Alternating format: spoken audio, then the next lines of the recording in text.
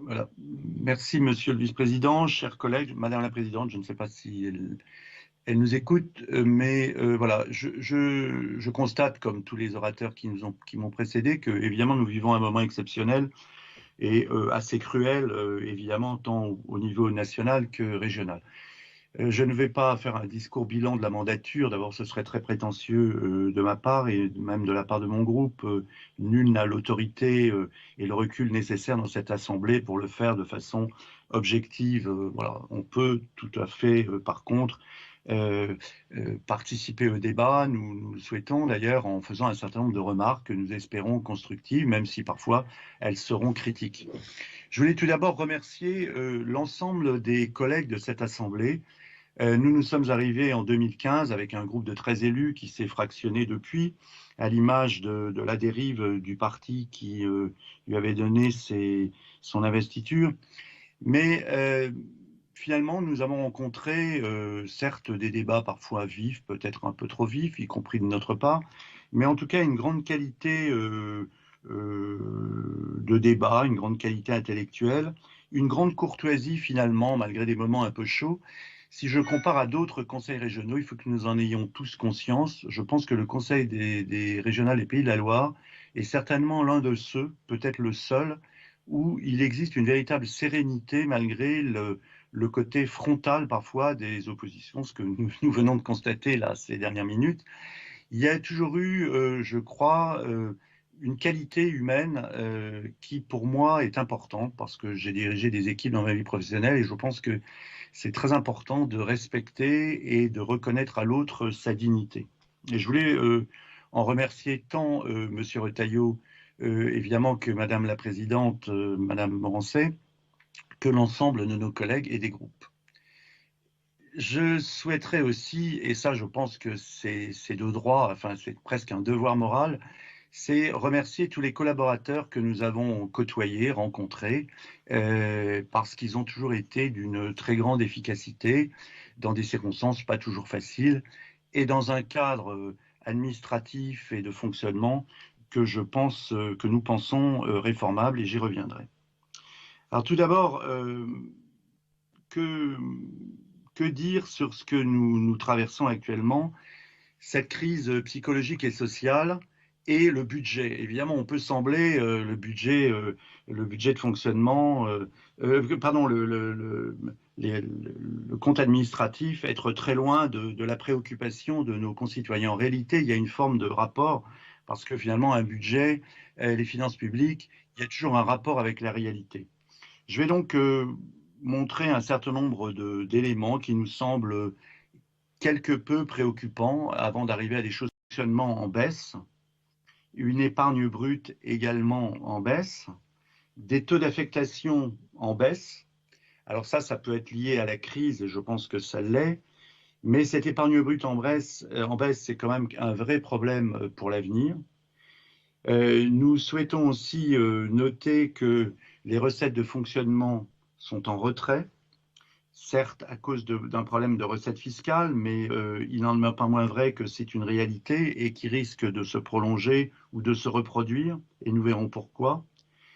Et en fait que les dépenses d'investissement étaient inférieures à ce qui avait été annoncé initialement, que les fonds européens qui abondaient nos budgets sont également en baisse, et que donc il y a dans ce qui nous est affiché comme désendettement général quand même un sujet de préoccupation parce que nous voyons bien que nous avons une baisse de nos ressources et naturelles et que le désendettement en réalité n'a été qu'un lissage. Et j'insiste particulièrement là-dessus parce que nous sommes arrivés certes à la suite d'une gestion très dépensière. Je ne sais pas s'il y avait une dette cachée, je ne sais pas si la formule n'a pas été exagérée.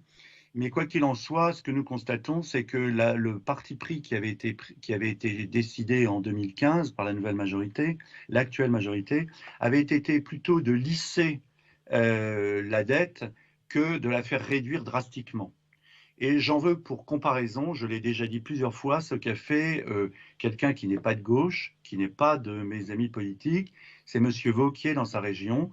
Ce qui fait que quand est arrivée la crise actuelle, il avait des moyens régionaux bien supérieurs. Alors certes, on me dira sa région est plus riche, etc., etc.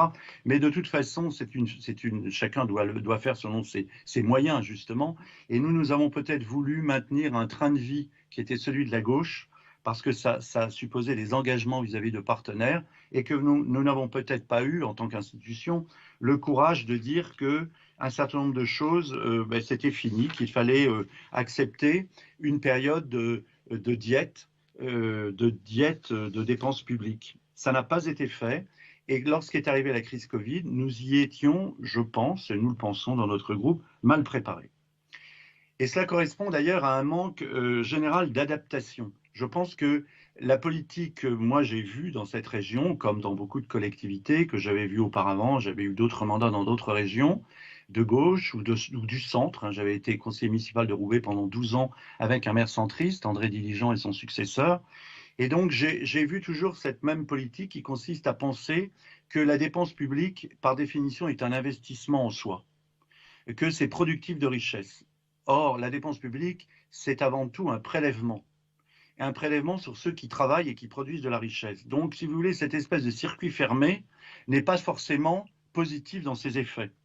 C'est une chose qu'en France, on a oublié parce que la Ve République a instauré un système technocratique de redistribution et de social-démocratie implicite, même de la part du gouvernement de droite, mais dans notre région, on le voit de manière très nette. Il y a eu un manque d'agilité. Si les entreprises fonctionnaient selon le mode de notre région, je sais qu'elles ont un impératif de rentabilité immédiat, que ça n'est pas notre cas, mais néanmoins, si on prend par exemple le fonctionnement, si on prend par exemple le système d'information auquel faisait allusion M. Brancourt, je regrette, nous n'avons pas réformé notre système d'information, notre système informatique, pour parler d'un langage plus simple. Nous avons toujours un système très lourd qui est fait de strates, qui est coûteux, qui sera coûteux éternellement tant qu'on ne le refondra pas entièrement. On peut économiser là énormément d'argent, des dizaines de millions d'euros pendant plusieurs années, et ça n'a pas été fait. Donc, je crois qu'il y a eu un manque d'agilité. Il y a eu un manque d'agilité aussi sur le fait que beaucoup de cabinets ont été consultés, mais ce sont toujours sur le faire, mais jamais sur le bilan.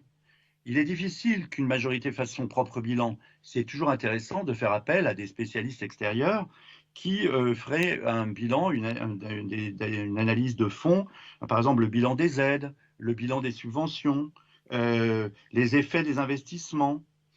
Et peut-être après introduire une concertation. Monsieur Clergeau n'a pas totalement tort. Il y a eu une concertation récemment sur le CPER qui était extrêmement agréable avec deux des hauts fonctionnaires de cette région. Et nous avions eu l'impression pour une première fois d'avoir pu parler longuement, librement et sans le carcan des limitations de temps de parole et des débats dans l'hémicycle, et d'une façon plus agréable qu'en commission, puisque moi, je l'ai dit depuis le début de ce mandat, je pense que les commissions, par leur rapidité voulue et peut-être acceptée par beaucoup de groupes, je ne sais pas, sont beaucoup trop rapides pour aller au fond du sujet, puisque nous n'avons pas finalement un vrai débat de choix, puisque nous ne débattons que de ce sur quoi il a été déjà décidé par les services. Donc, particulièrement, je pense, dans les subventions, nous ne voyons pas toutes celles qui ont été demandées, qui ont été refusées. Enfin, nous n'avons finalement qu'un débat très limité. Et d'ailleurs, on le retrouve sur l'histoire de la dette. Standard & Poor's, enfin, qu'est-ce qu'il note? Il note la capacité à rembourser une dette. Mais il ne juge pas du bien fondé de celle-ci, économique, sociale, politique, au sens large du terme, au sens du bien commun. Évidemment, les régions en France remboursent leurs dettes. La France est un pays riche encore, même si c'est un pays qui s'appauvrit.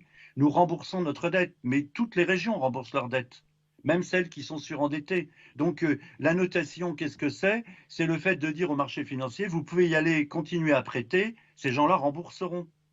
Ce qu'on ne ferait pas évidemment avec un particulier, une entreprise qui serait soumise à trop de dettes, puisqu'il est évident qu'à ce moment-là, il faudrait que ses ressources croissent. Mais les ressources de la sphère publique croissent toujours, puisqu'elles croissent par l'impôt, les taxes et les prélèvements.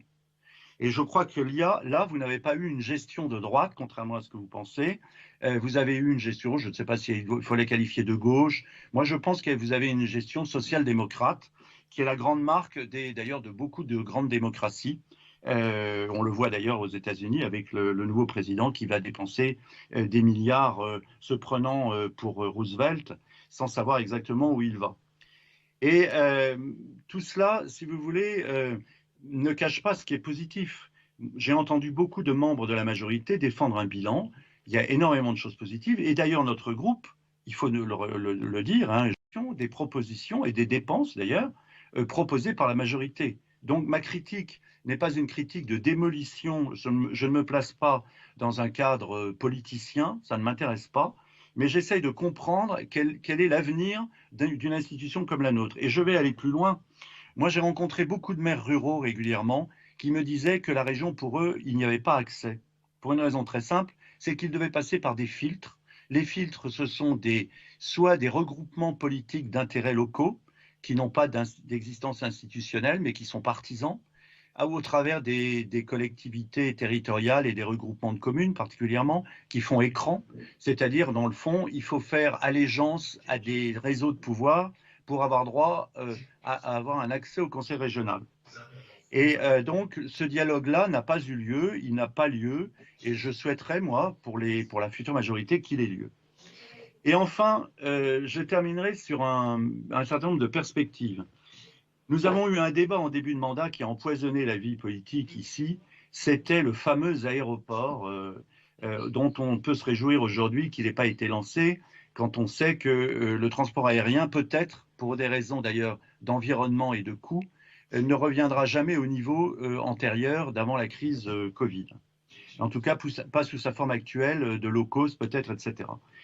Et donc, pendant ce temps-là, un dossier fondamental pour notre région, celui du franchissement de la Loire à l'est et à l'ouest de Nantes, celui du contournement de Nantes par une sorte de rocade à l'image de la Francilienne, tout ça a été totalement abandonné. Il y a eu une obsession de cette majorité, avec la gauche d'ailleurs, ce qui est assez étonnant, parce qu'il y a eu quand même une sorte d'unité et d'accord entre la gauche et la droite sur Notre-Dame-des-Landes. Peut-être était-ce lié au fait de libérer des terrains au sud de Nantes pour y faire des projets immobiliers, du bureau, de l'hôtel, je ne sais pas. Mais enfin, on peut se poser la question. Et aujourd'hui, finalement, on commence à peine à envisager le franchissement. Ça mettra 10 ou 15 ans, peut-être 1 ou 2 ou 3 mandatures pour y parvenir. Et je trouve que c'est un grave échec. Ensuite, le maillage local routier est très insuffisant et il y a une voie de liaison à partir du port de Saint-Nazaire qui n'existe pas vers la Bretagne. Le port de Saint-Nazaire reste un port enclavé et nous l'avons dit plusieurs fois, ça n'a jamais été entendu. Et aujourd'hui, tout doit être vert. Alors on fait un emprunt obligataire, il doit être vert. On choisit d'ailleurs des gouvernances étrangères, avec des méthodes étrangères, avec des cabinets évidemment étrangers, extra-européens, comme si en France ou en Europe, on ne savait pas, avec des institutions financières, émettre des emprunts obligataires avec des normes. Mais évidemment, ça fait chic, c'est dans l'air du temps, on va faire du vert, on va emprunter de l'argent, mais ce sera de l'argent vert.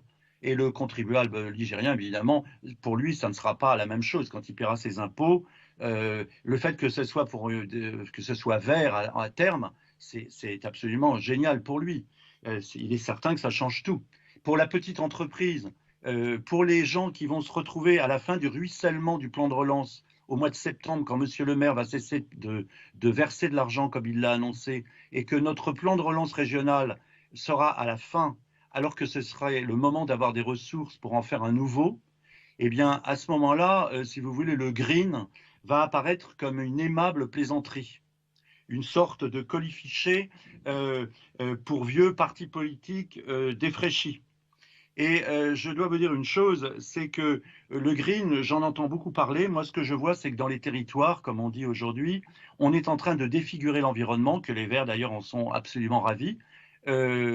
Bizarrement, mais il est de fait que quand on sait que l'homme de gauche Moore, là, le cinéaste Moore, a fait un film sur la manière dont tous les écologistes américains sont liés à des groupes financiers qui font du green et qu'ils sont tous même salariés de ces groupes financiers, et que j'espère qu'il n'en est pas de même pour un certain nombre d'acteurs verts de notre région, parce qu'on peut aussi se poser des questions sur cette espèce de floraison du green, et toujours accompagné d'ailleurs d'argent. Ça n'est jamais du green, mais c'est toujours du fric. Et moi, je note que la défiguration complète de nos paysages par l'éolien laisse tout le monde indifférent. Je note d'ailleurs qu'on n'implante jamais d'éolien dans des banlieues résidentielles des villes ou dans des quartiers résidentiels. C'est toujours pour le français périphérique. Mais évidemment, ce français périphérique, c'est celui des gilets jaunes et tout le monde s'en moque. Le gilet jaune, il peut avoir une éolienne à 200 mètres de chez lui, son paysage n'a pas d'importance puisque sa maison vaut 100 000 euros et qu'on s'en fout. Voilà, il faut quand même dire les choses, parce que si vous voulez, en fin de mandat, j'ai l'impression qu'il y a eu une espèce de grande hypocrisie. Alors moi, je n'attaque pas des personnes, je ne fais pas de politique politicienne, je sais que c'est la même chose dans d'autres régions, gérées par la droite, ou par la gauche d'ailleurs. Mais évidemment, moi, me situant plutôt à droite, je suis toujours, étant libéral de philosophie économique, enfin une économie de la liberté, je constate que les gens de droite ne défendent pas l'économie de la liberté et ne consultent pas les populations. Il n'y a pas, on a fait un référendum à Nantes sur un département sur 5 pour l'aéroport, le fameux aéroport mythique de la maison Vinci. Mais on n'a jamais fait de référendum sur les éoliennes. Je trouve ça étonnant. Les éoliennes, les gens apprennent un jour en lisant le journal qu'ils vont avoir des éoliennes chez eux, comme c'est arrivé encore récemment ici. Il y a toujours des articles de presse. Alors c'est toujours dans les petits hebdomadaires locaux. Ça ne remonte jamais d'ailleurs trop dans Ouest France ou dans les quotidiens régionaux, parce que c'est sans doute gênant que, évidemment, des gens localement s'expriment et expriment leurs différences. Et voilà. Donc, je voulais dire tout cela en fin de mandat parce que je trouve que nous vivons dans une espèce de mensonge collectif qui consisterait à dire que tout ce qui a eu lieu se reproduira toujours, toutes choses étant égales. J'ai l'impression que personne ne voit dans cette Assemblée que la Cour constitutionnelle de Karlsruhe vient de rejeter le plan de relance et que nous allons manquer d'argent, nous avons une dette colossale, les collectivités territoriales sont terriblement endettées, elles ne fonctionnent qu'avec un carburant qui est celui de la dette, renouvelée et reconduite, bien gérée dans notre région sur les taux, je le reconnais, voilà. Mais néanmoins, cette dette reste présente et quand il va falloir en octobre-novembre s'adresser aux PME, aux PMI, à toutes les petites entreprises qui vont commencer à devoir affronter la fin, j'espère, de la crise Covid et surtout, en tout cas d'une façon certaine, la fin du ruissellement de l'argent européen qui passe par les banques, qui passe par l'emprunt d'État, etc., etc., qu'est-ce que nous leur répondrons? Ben, nous leur répondrons, il n'y a plus d'argent. Et qu'est-ce que nous avons fait pendant 5 ans, collectivement comme institution? Nous avons fait passer le message qu'il y a de l'argent. Voilà, je voulais terminer là-dessus parce que il est bon de temps en temps d'être capable d'aller sur le fond et pas seulement sur la forme et sur les apparences. Et c'était le sens de la candidature que j'avais menée avec mon groupe. Je pense que le parti auquel j'appartenais étant d'une pleine dérive, non pas populiste, mais démagogique, qui n'aborde pas les vrais sujets. Et je suis donc heureux de l'avoir quitté, mais ça ne m'empêche pas d'avoir une réflexion et de la garder pour l'avenir, parce que je pense que les idées qui portent ont toujours un avenir. Monsieur Gana, il faut merci, conclure. Vous avez, monsieur voilà. le vice-président. Eh bien, merci pour cette mandature. Espérons que nous aurons une certitude sur l'avenir de ces élections, si tant est que le prince dont la ville est un enfant, ou l'enfant dont le prince est une ville, enfin on ne sait pas exactement ce qu'est monsieur Macron, eh bien arrivera à dégager une pensée claire sur l'avenir de la France et donc placer nos concitoyens nigériens face à une échéance démocratique. Je pense qu'on a compris. Je passe la parole à